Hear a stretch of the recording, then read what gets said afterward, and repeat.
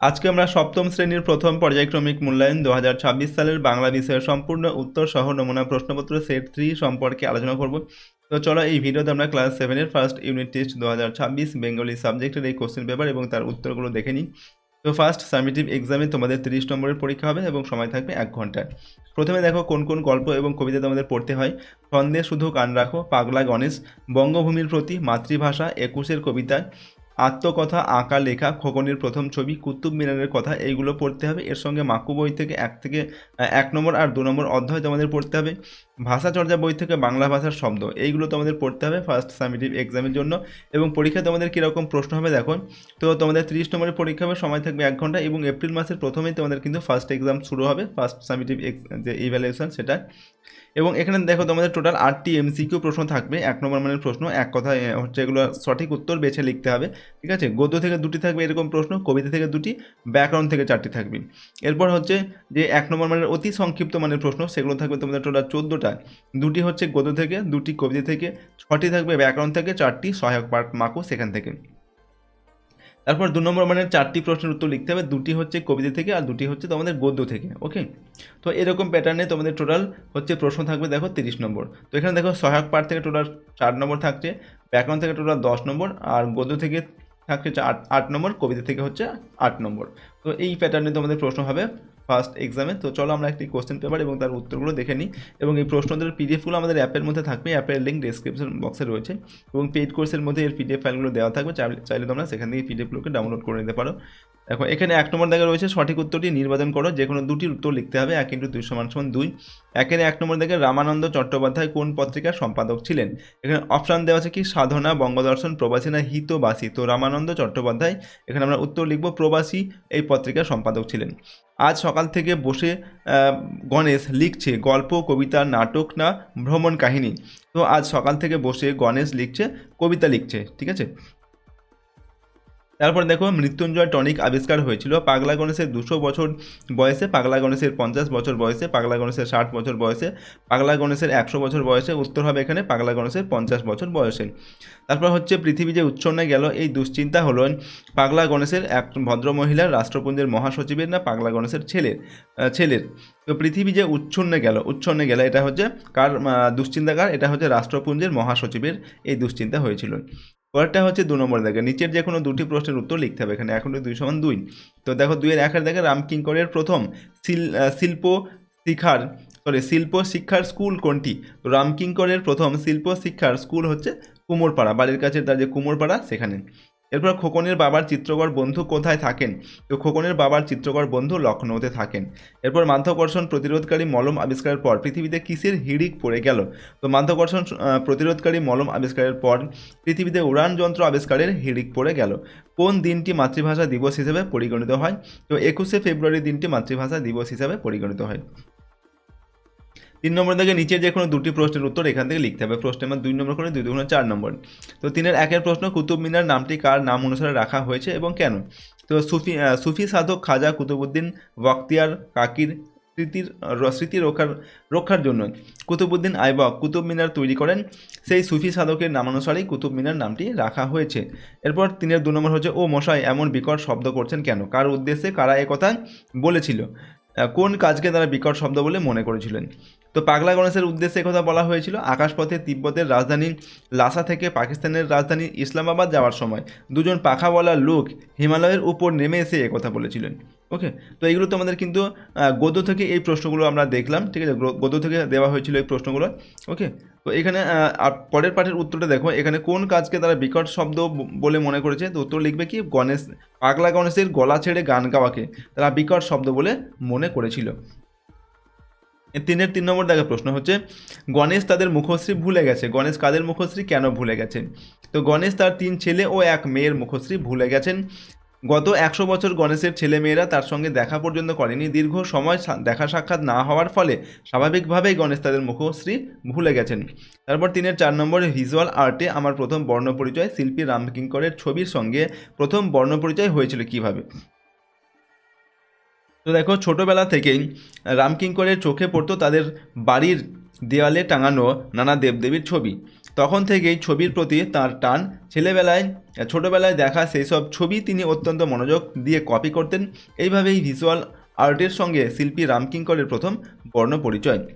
ঠিক আছে, তো এরপর দেখো আমাদের পরের প্রশ্ন যেগুলো রয়েছে 4 নম্বর দেখে সঠিক উত্তর নির্বাচন করে লেখো। নির্বাচন করে যে কোনো দুটি 1 × 2 = 2। এবার হচ্ছে আমাদের কবিতা থেকে প্রশ্ন দেওয়া হচ্ছে। এতক্ষণ আমরা যে প্রশ্নগুলো দেখলাম সেগুলো হচ্ছে তোমাদের সব গদ্য থেকে দেওয়া হয়েছিল। তো 4-এর 1-এর প্রশ্ন, দৈবের বশে জীব তারা কোথায় খসে পড়তে পারে? এখানে অপশান রয়েছে স্বদেশে, ভারতে, প্রবাসে না বিদেশে। সঠিক উত্তর হবে প্রবাসে। 4-এর 2 নম্বর, তাই তো সহস্র পাখির ড্যাশ আজ দিগন্ত মুখর। এখানে রয়েছে ডাকে, তারপর গানে, কলতানে না ধ্বনিতে। সঠিক উত্তর হবে কলতানে। 4-এর 3 নম্বর, ছন্দ শুনতে হলে ভুলতে হবে ধন্দ, দ্বন্দ্ব, অঙ্গনা, যুদ্ধ। তো ছন্দ শুনতে হলে দ্বন্দ্ব ভুলতে হবে। ঘড়ির কাঁটার ছন্দে বাঁধা জাহাজ দিনরাত্রি, রেলগাড়ি না সকাল বিকাল। তো ঘড়ির কাঁটার ছন্দে বাঁধা, এটা উত্তর হচ্ছে দিনরাত্রি। 5 নম্বর দেখে নিচের যে কোনো দুটি প্রশ্নের উত্তর করতে হবে। 1 × 2 = 2। 5-এর 1 নম্বর দেখে কখন পদ্য লেখা সহজ হবে? উত্তর লিখবে ছন্দ জানা থাকলে পদ্য লেখা সহজ হবে। জোনাকিরা কোথায় অ আ লিখছে? জোনাকিরা বকুল গাছে অ আ লিখছে। জলের ছন্দে কি চলে? উত্তর লিখবে জলের ছন্দে নৌকো জাহাজ চলে। এরপর ছন্দ সুরের সংকেতে কাকে চেনা যায়? না ছন্দ সুরের সংকেতে ভুবনকে চেনা যায়। পরের প্রশ্ন 6-এর দাগে নিচের যে কোনো দুটি প্রশ্নের উত্তর লিখতে হবে। 2 × 2 = 4। এ মিনতি করি পদে কবি কার কাছে কি প্রার্থনা জানিয়েছেন? তো কবি মাইকেল মধুসূদন দত্ত জন্মভূমি মায়ের কাছে জনসাধারণের স্মৃতিতে অমর হয়ে থাকার প্রার্থনা জানিয়েছেন। জীবনে চলার পথে কবি যদি কোনো ভুলও করেন জন্মভূমি মায়ের হৃদয় থেকে কবির নাম যেন মুছে না যায়। 2 নম্বর, মাতৃভাষা কবিতায় কবি মাতৃভাষার কাছে ফিরে আসাকে কোন কোন বিষয়ের সাহায্যে স্পষ্ট করেছেন? তো কবি মাতৃভাষার কাছে ফিরে আসার ঘটনাকে পিঁপড়ের গর্তে ফিরে আসা, কাঠঠোকরা পাখির তার বাসায় ফিরে আসা এবং বিমানবন্দরে ফিরে আসার ঘটনার সঙ্গে সাহায্যে তুলে ধরেছেন। 6-এর 3 নম্বর, চিনবে তারা ভুবনটাকে। কারা কিভাবে ভুবনটাকে চিনবে? যারা মন্দ কথায় কান না দিয়ে জীবনের ছন্দ মন দিয়ে শুনবেন তারাই ভুবনটাকে চিনবে, কারণ ছন্দকে অনুভব করতে পারলে এই ভুবন বা পৃথিবীকে চেনা সম্ভব। এরপর সাধিতে মনের স্বাদ ঘটে যদি পরমাদ। এখানে কোন স্বাদ পূরণের কথা বলা হয়েছে? উদ্ধৃত অংশে কবির কোন মনোভাব প্রকাশিত হয়েছে? তো দেখো ইংরেজি ভাষার কবি হওয়ার ইচ্ছাকে কবি মনের স্বাদ বলেছেন। কবি বলেছেন এই স্বাদ পূরণ করতে গিয়ে তিনি যদি তার মাতৃভূমির প্রতি কোনো অন্যায় করে থাকেন, তার কোনো ভুল হয়ে থাকে, তবুও বঙ্গজননী যেন তাকে মনে রাখেন। কবির এই বক্তব্য থেকে তার অপরাধ বোধ স্পষ্ট হয়ে উঠেছে। কবি তার কৃতকর্মের জন্য যেন অনেকটাই অনুতপ্ত এবং মাতৃভূমির কাছে সে অপরাধের জন্য ক্ষমা ভিক্ষা করেছেন। পরের প্রশ্ন 7 নম্বর দাগে সঠিক উত্তরটি নির্বাচন করে যে কোনো 4টির উত্তর লিখতে হবে। 1 × 4 = 4। 5-এর 1-এর দাগে নিচের কোনটি তদ্ভব শব্দ? তো অপশান রয়েছে দেখো কানাই, কাজ, কেষ্ট না কৃষ্ণ। তো সঠিক উত্তর আমাদের হচ্ছে কাজ, এটা তদ্ভব শব্দ। চা, চিনি, লুচি এই শব্দগুলি কোন ভাষা থেকে এসেছে? তার এখানে অপশান রয়েছে গ্রিক, বর্মী, ফরাসি না চীনা। সঠিক উত্তর লিখবে চীনা। 7-এর 3 নম্বর হচ্ছে বাবা কোন দেশীয় শব্দ? অলন্দাজ, তুর্কি, পেরু না স্পেনীয়। তো বাবা হচ্ছে একটি তুর্কি শব্দ। পাশাপাশি অবস্থিত স্বর ও ব্যঞ্জন, ব্যঞ্জন ও স্বর, ব্যঞ্জন ও ব্যঞ্জন ধ্বনির মিলনে যে সন্ধি হয় তা হলো স্বরসন্ধি, ব্যঞ্জন সন্ধি না স্বরধ্বনি। ওকে, এখানে রয়েছে স্বরসন্ধি, ব্যঞ্জন ধ্বনি, ব্যঞ্জন সন্ধি না স্বরধ্বনি। তো আমাদের দেখো সঠিক উত্তর লিখবে এটা ব্যঞ্জন সন্ধি বলা হয়। ওকে, স্বরবর্ণের স্বরের সঙ্গে ব্যঞ্জন বা ব্যঞ্জনের সঙ্গে স্বর বা ব্যঞ্জন সঙ্গে ব্যঞ্জন যে মিলন হয়ে যে সন্ধি হয় সেটাকে বলা হয় ব্যঞ্জন সন্ধি। চড়ুই পাখির প্রাণ এর অর্থ হলো দীর্ঘজীবী, ক্ষণজীবী, নগণ্য ব্যক্তি না বুদ্ধিজীবী। তো চড়ুই পাখির প্রাণ এটার অর্থ হচ্ছে ক্ষণজীবী, অর্থাৎ অল্প সময় বাঁচে যে, সেটাকে বলা হয় ক্ষণজীবী। 8 নম্বর থেকে নিচের যে কোনো 6টি প্রশ্নের উত্তর দাও। 1 × 6 = 6।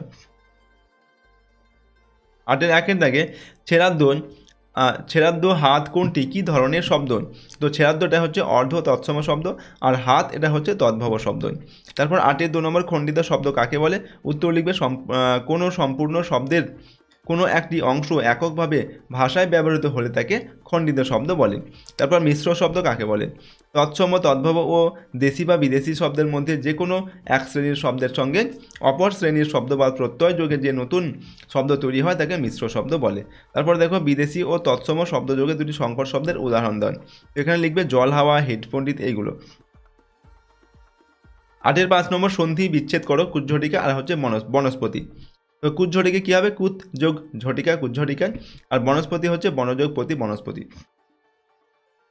8-এর 6 নম্বর দেখো প্রশ্ন, প্রদত্ত শব্দ দুটির অর্ধ তৎসম রূপ লেখো এবং সেই শব্দ দিয়ে একটি করে বাক্য রচনা করো। এখানে দেওয়া হচ্ছে নিমন্ত্রণ আর হচ্ছে স্নান। তো নিমন্ত্রণ আর স্নান এগুলোর অর্ধ তৎসম মানে রূপ লিখতে হবে। নিমন্ত্রণ কী হবে? নেমন্তন্ন।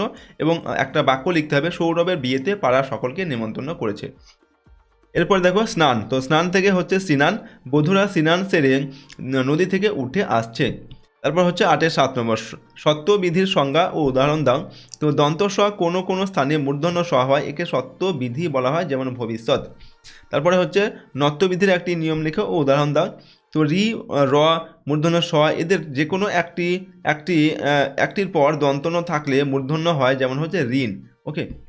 পরবর্তী প্রশ্ন হচ্ছে 9 নম্বর দাগে, নিচের যে কোনো 4টি প্রশ্নের উত্তর লিখতে হবে। 1 × 4 = 4। 8-এর 1-এর দাগে কালিয়ার বনে কীভাবে যাওয়া যায়? এগুলো হচ্ছে তোমাদের মাকু থেকে দেওয়া হচ্ছে প্রশ্ন। তো কালিয়ার বনে কীভাবে যাওয়া যায় না, গলির পর বড় রাস্তা, তারপর গির্জে, গোরস্থান, এরপর সুনসুনির মাঠ পেরিয়ে কালিয়ার বনে যাওয়া যায়। আম্মা কে ছিলেন? তো আম্মা ছিলেন সোনাটিয়ার বাপির ধাইমা। মাকুকে কে বানিয়েছিল? তো মাকুকে ঘড়িওয়ালা বানিয়েছিল। এরপর স্বর্গের শুরুয়া কে কীভাবে রান্না করতেন? তো হোটেলওয়ালা নকলদারি ও গোফ মিশিয়ে স্বর্গের শুরুয়া রান্না করতেন। পরের প্রশ্ন, যে চাবি দিয়ে টিয়া মাকুকে চালু করেছিল সেটা আসলে কী ছিল? তো যে চাবি দিয়ে টিয়া মাকুকে চালু করেছিল সেটা আসলে সিঁদুর কাঠি ছিল। মাকু কী দিয়ে তৈরি ছিল? তো মাকু ঘড়ির কল দিয়ে তৈরি ছিল। এরপর মাকুকে চিনে নেবার কি উপায় ঘড়িওয়ালা টিয়া ও সোনাকে বলেছিল। তো কোঁকড়া চুল, ছাই রঙের চোখ ও নাকের ডগায় তিল দেখে মাকুকে চিনে নেবার কথা ঘড়িওয়ালা টিয়া ও সোনাকে বলেছিল। পরের প্রশ্ন হচ্ছে, তো দেখো এখানেই আমাদের শেষ হলো তোমাদের ক্লাস 7-এর ফার্স্ট ইউনিট টেস্ট বা ফার্স্ট সামেটিভ এক্সাম 2026 সালের বাংলা বিষয়ের একটি মডেল কোশ্চেন পেপারের সম্পূর্ণ উত্তর। তো প্রশ্নোত্তরগুলো অবশ্যই তোমরা ভালোভাবে মুখস্থ করে নিয়ে প্র্যাকটিস করবে। এটা 3 নম্বর সেট আমি তোমাদের দিলাম। এর আগে আরও 2টো সেট কিন্তু দেওয়া হয়েছে। তো আরও আমি 2টো সেট দেবো, টোটাল 5টি সেট দেবো। 5টা সেট তোমরা ভালোভাবে কিন্তু মুখস্থ করবে এবং প্র্যাকটিস করবে। এই সেটগুলোর মধ্যে থেকে তোমাদের কিন্তু পরীক্ষায় প্রশ্ন সাধারণত আসে। তো এগুলো তোমরা কিন্তু ভালোভাবে প্র্যাকটিস করলে পরীক্ষায় কিন্তু তোমরা ভালো রেজাল্ট করতে পারবে বা পরীক্ষায় এই সমস্ত প্রশ্ন তোমরা কিন্তু কমন পাবে। ঠিক আছে? যদি এই সমস্ত প্রশ্নদের পিডিএফগুলো তোমরা পেতে চাও, আমাদের অ্যাপের মধ্যে যাবে। অ্যাপের লিঙ্ক ডেসক্রিপশন বক্সে দেওয়া আছে, সহজ লেসন অ্যাপের লিঙ্ক, এবং পেইড কোর্সের মধ্যে এগুলো দেওয়া থাকবে। তাহলে তোমরা সেখান থেকে পেইড কোর্সের মধ্যে থেকে নিতে পারো। এবং প্রথম তোমাদের অ্যাপটিকে ইনস্টল করার পর রেজিস্টার করতে হবে। রেজিস্টার করার জন্য নাম, ফোন নাম্বার এখানে দেবে, ইমেল আইডি লিখবে, একটা স্টেট লিখবে ওয়েস্ট বেঙ্গল, সিটি নিজের এলাকার নাম লিখবে, আর পাসওয়ার্ড দেবে নিজের মতো একটা তৈরি করে পাসওয়ার্ড লিখবে, যেটা তুমি মনে রাখতে পারবে আর কি, সেরকম পাসওয়ার্ড দেবে। তারপর রেজিস্টার করবে। পরের বার লগ ইন করার সময় সেম ফোন নাম্বার আর সেম পাসওয়ার্ড দিয়ে লগ ইন করবে। লগ ইন করার পর তোমরা অ্যাপটিকে ব্যবহার করতে পারবে। অ্যাপের মধ্যে ফ্রি কোর্সও রয়েছে এবং পেইড কোর্সও রয়েছে। তোমাদের যেগুলো প্রয়োজন তোমরা সেগুলো কিন্তু সেখান দিয়ে ব্যবহার করতে পারো। ওকে। যদি আমাদের এই চ্যানেল তোমরা নতুন হয়ে থাকে, চ্যানেলটিকে সাবস্ক্রাইব করে রাখবে এবং বেল আইকনে প্রেস করে অল অপশানটিকে সিলেক্ট করবে পরবর্তী ভিডিওগুলি পাওয়ার জন্য। ভিডিওটিতে অবশ্যই লাইক করবে, ভিডিওটি বন্ধু বান্ধবের সঙ্গে শেয়ার করবে, কমেন্ট বক্সে তোমাদের মতামত অবশ্যই লিখবে। তো আজকে আমরা এই ভিডিওটি এখানে শেষ করছি। সম্পূর্ণ ভিডিওটি দেখার জন্য অসংখ্য ধন্যবাদ।